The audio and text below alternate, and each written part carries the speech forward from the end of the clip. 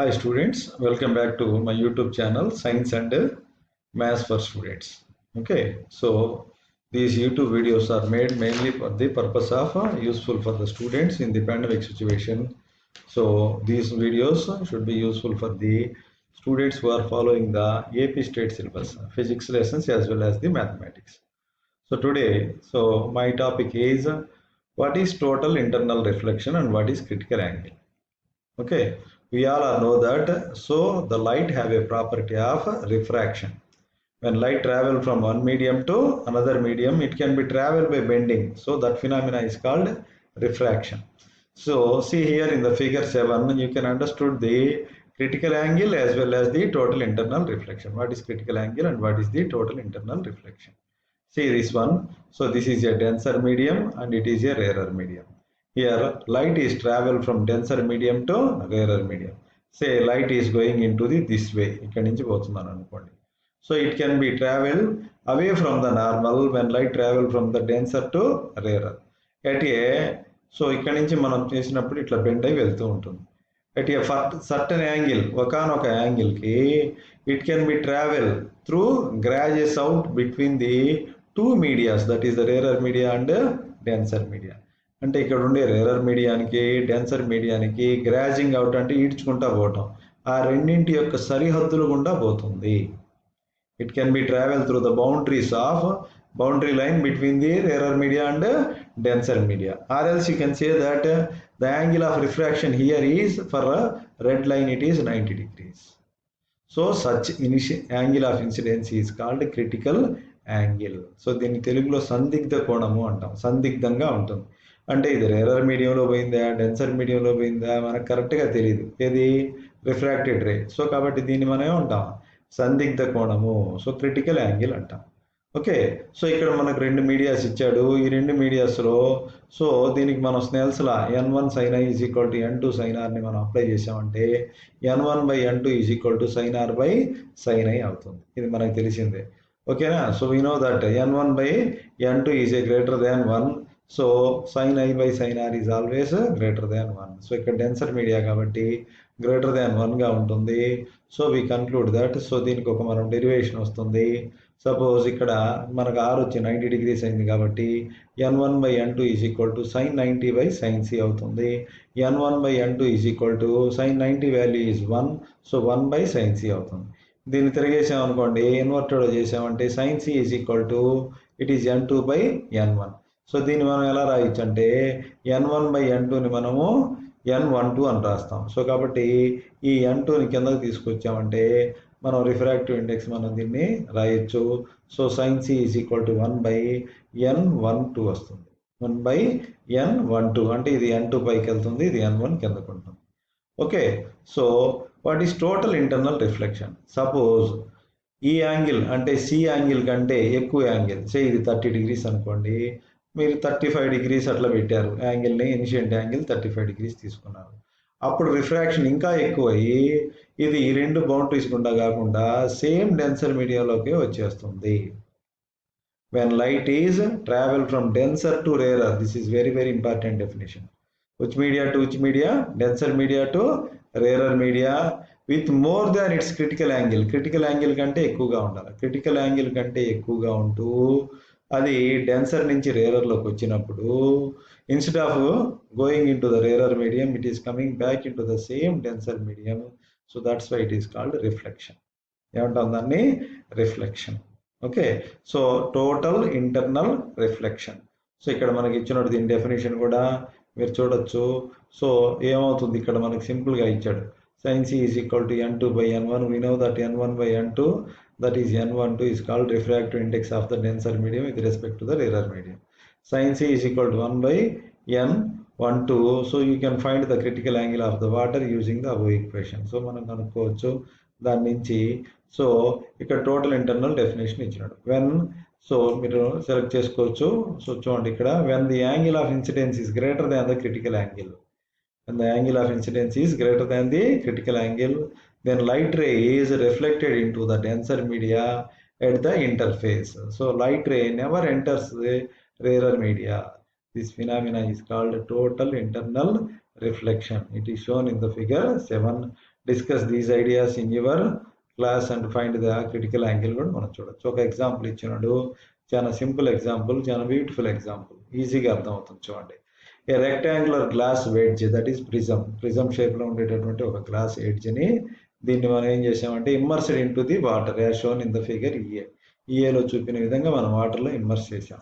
So for what value of angle alpha will be the beam of light which normally incident on AB, so reaches to AC entirely as shown in the figure EB. Take the refractive index of water as 4/3 and refractive index of glass is 3/2. Okay, so ఇదేమో 3/2, ఇదేమో 4/3. So ఈ రెండిట్లో ఏది ఎక్కువ అండి? 3/2 ఎక్కువ, 4/3 ఎక్కువ? Yes, so 3/2 value is 1.5, 4/3 value is it is 1 point something వస్తుంది. సో కాబట్టి 1.33 వస్తుంది. సో 3/2 ఈజ్ మోర్ దాన్ 4/3, గుర్తుపెట్టుకోండి. సో 3/2 దేనికండి? So 3/2 is a glass, 4/3 is a water. So glass is a denser media and water is a rarer media. So అందుకని ఇక్కడ refractive index ఇచ్చాడు. ఏ media డెన్సరు, ఏ media rarer అనేది మనం often confuse అవుతుంటాం. So దేని refractive index ఎక్కువగా ఉంటే, it is a shortcut, you have to remind it. దేని రిఫ్రాక్టివ్ ఇండెక్స్ ఎక్కువగా ఉంటే అది denser media. So refractive index 3.2 is greater than 4/3. So you can understood that. So it's refractive index is greater. Okay, so ఈ సొల్యూషన్లో చూద్దాం. ఇక్కడ మనకు second figure ఇచ్చినాడు. సో ఇక్కడ మనకి ఇచ్చినాడు ఇది యాంగిల్ ఆఫ్, ఇది ఇనిషియల్ రే అయితే డెన్సర్ మీడియంలోకి వస్తుంది. ఇక్కడ మనం నార్మల్ని అజ్యూమ్ చేసుకున్నాం. ఈ నార్మల్ దగ్గర ఇది చేసేటటువంటి యాంగిల్ ఆల్ఫా అనుకుంటే, ఇది క్రిటికల్ యాంగిల్ కంటే ఎక్కువైతే, ఏమవుతుంది? టోటల్ ఇంటర్నల్ రిఫ్లెక్షన్ జరుగుతుంది. Light ray is travels in to the same glass slab instead of going in to the వాటర్లో పోకుండా సేమ్ గ్లాస్ స్లాబ్ అంటే డెన్సర్ మీడియాలోనే రిఫ్రాక్ట్ అవుతుంది. సో దీన్ని మనం టోటల్ ఇంటర్నల్ రిఫ్రాక్షన్ అంటాము. సో ఇక్కడ ఇచ్చిన for the geometry of figure EV, it is clear that the angle of incidence on the side BC equal to alpha. So ఇక్కడ BC సైడ్లో, so దీని angle of incidence alpha అవుతుంది. So dotted line is a normal drawn at the point of incidence. The ray should be undergo the total internal reflection reach AC. So total internal రిఫ్లెక్షన్లో ఇది ఏసీని reach అవ్వాలంటే, ఇది AC reach కావాలంటే total internal reflection జరగాలి. Total internal reflection జరగాలంటే ఇక్కడ ఉండే యాంగిల్ క్రిటికల్ యాంగిల్ కంటే ఎక్కువగా ఉండాలి. సో క్రిటికల్ యాంగిల్ కంటే ఎక్కువ అయినప్పుడు, so for the occurrence of total internal reflection the value of alpha must be greater than the critical angle at interface of water and glass. Let's see with the critical angle of the interface of glass and water. So from the given conditions, alpha greater than C. Alpha అనేది greater than C. So C కంటే ఎక్కువగా ఉంటుంది. Sin C is equal to, మనకి equation తెలుసు critical angle 1/n2. So దీని నుంచి n12 is equal to మనం ఎలా రాయొచ్చు అండి? n1/n2 రాయొచ్చు. n1/n2 అంటే 3/2 by 4/3 రాస్తాము. సో 3/2/4/3 అంటే it is 9/8. So from the equation sin C is equal to 1/n12 అంటే 1/9/8. 1/9/8 కాస్త ఏమవుతుంది? 8/9 అవుతుంది. దీన్ని సైన్ టేబుల్లో 8/9 వాల్యూ తీసుకుంటే ఇట్ ఈస్ 0 పాయింట్ సంథింగ్ వస్తుంది. సో 0.8 సంథింగ్ వస్తుంది. దానికి సైన్ టేబుల్లో C వాల్యూ 62 degrees 30 minutesకి వస్తుంది. సో కాబట్టి క్రిటికల్ యాంగిల్ ఎంత ఉంటుందండి? 62 degrees 30 minutes ఉంటే ఆల్ఫా అనేది క్రిటికల్ యాంగిల్ కంటే ఎక్కువ, అంటే 62 degrees 30 minutes కంటే కూడా ఎక్కువగా ఉంటుంది. తర్వాత ఇక్కడ మనకు ఒక ట్రాన్స్పరెంట్ గ్లాస్ తీసుకుంటే ఒక చిన్న యాక్టివిటీ ఇచ్చినాడు. So place on the table, place on the tumbler coin and observe the coin. So the side of the glasses, ఇక్కడ మనకు ఇచ్చినాడు ఒక వాటర్ తీసుకొని, ఒక వాటర్లో గ్లాసులో కింద అడుగు భాగాన మనము కాయిన్ని పెట్టేసి అడుగు భాగం నుంచి మనం కొంచెం వాటర్ పోసామంటే, ఒక సైడ్ నుంచి చూసామంటే ఈ కాయిన్ యొక్క ఇమేజ్ మనకు పైన కనిపిస్తుంది. పైన ఎందుకు కనిపిస్తుంది అంటే we're seeing from this side. So light ray is enter into the denser medium and the total internal reflection is take place and its image is formed here. Okay, so many interesting things are there around this total internal reflection. So one of the important, very important question is mirages. What is that? Mirages అంటే తెలుగులో మనకు ఎండమావులు అంటాం, అంటే లేని ఉన్నట్టుగా కనిపిస్తూ ఉంటాయి మనకు. ఓకేనా? So it is an optical illusion, ఇది దృగ్భ్రమ, అంటే లేనిది ఇమాజిన్ చేస్తూ ఉంటాం. ముఖ్యంగా సమ్మర్ సీజన్ ఇప్పుడు మనం చూడొచ్చు, ఎప్పుడైనా తార్ రోడ్ దగ్గరికి వెళ్ళి కొంచెం దూరంగా చూశారంటే దూరంగా తార్ రోడ్ అంతా వర్షం వచ్చి తడిసినట్టుగా మనకు కనిపిస్తూ ఉంటుంది. ఓకే, అదే రకంగా మనకు డెజర్ట్లో, డీప్ డెజర్ట్లో ట్రావెల్ చేసేటటువంటి వాళ్ళకి అక్కడక్కడ మనకి ట్రీస్ ఉంటాయి, ఈ ఖర్జూరం చెట్లు అట్లాంటివి ఉంటాయి, పామ్ ట్రీస్ కూడా ఉంటాయి అక్కడక్కడ. ఈ ట్రీ యొక్క ఇమేజ్ కింద కనిపిస్తుంది. అంటే మనం ఏమనుకుంటామంటే ఆ ట్రీ పక్కనంతా వాటర్ ఉందని అనుకుంటుంటాం, but there is no water. So మన దగ్గరికి వెళ్ళి చూస్తే వాటర్ ఉండదు అక్కడ. సో ఇవి టోటల్ ఇంటర్నల్ రిఫ్లెక్షన్ ఎలా జరుగుతుంది, సో మిరాజెస్ ఎలా ఏర్పడతాయి, ఇది మనం అర్థం చేసుకోవాలంటే first we have to observe that the air near to the road, that is the earth, is a denser media, because in summer season the day temperatures, especially in the midday, so the temperatures are very high. So the air nearer to the earth, భూమికి దగ్గరగా ఉండేటటువంటి గాలి, it is a rarer medium, తక్కువగా density కలిగి ఉంటుంది, so పల్చగా ఉంటుంది, ఫాస్ట్గా మూవ్ అవుతుంది. ఇంకా చెప్పాలంటే పైన ఉండేటటువంటి గాలి డెన్సర్ మీడియంగా పనిచేస్తుంది.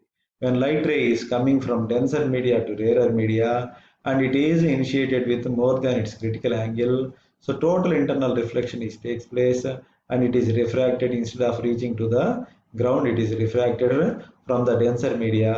So when this layer is act as a just like a mirror, the image of the sky, the image of the trees are formed here, so we can observe this. And when you go there, actually, so there is nothing, so it is only optical illusion. Okay, so coming to hear, ఇక్కడ నుంచి చూద్దాం మనం figure 9C చూడండి. Figure 9Cలో కూడా same ఇదే. ఇక్కడ నుంచి మీరు చూసారంటే సో దీంట్లో అంతా కూడా డెజర్ట్ లాగా, మనకు డెజర్ట్కి దగ్గరగా డెజర్ట్లో శాండ్కి దగ్గరగా ఉండేటటువంటి ఎయిర్ రేరర్ మీడియాగా ఉంటుంది, పైన ఉండేటటువంటి ఎయిర్ డెన్సర్ మీడియాగా ఉంటుంది.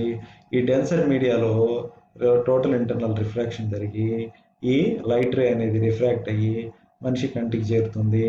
ఇది చేరినప్పుడు ఇది ఎలా మనకి ఇక్కడ కనపడకుండా ఎక్కడ కనిపిస్తుంది, కింద కనిపిస్తుంది. సో దీని యొక్క ఇమేజ్ ఏర్పడుతుంది. ఓకేనా? So one more important application is brilliance of diamond. Diamond ఎందుకు మెరుస్తుంది, ఆప్టికల్ ఫైబర్స్, ఈ రెండు ఉన్నాయి. సో ఈ రెండింటి గురించి మనం నెక్స్ట్ క్లాస్లో చెప్పుకుందాం. And it is a very easiest topic. So దీనికి సంబంధించినటువంటి వీడియోస్ కూడా మీకు యూట్యూబ్లో నెంబర్ ఆఫ్ వీడియోస్ ఉంటాయి. Total internal reflection, critical angle, applications of total internal reflection. So what are the applications of total internal reflection? Are mirages is one of the phenomena, brilliance of diamond and optical fiber. These two are the applications of total internal reflection. Okay, so these concepts are also very important. Thank you for watching my video.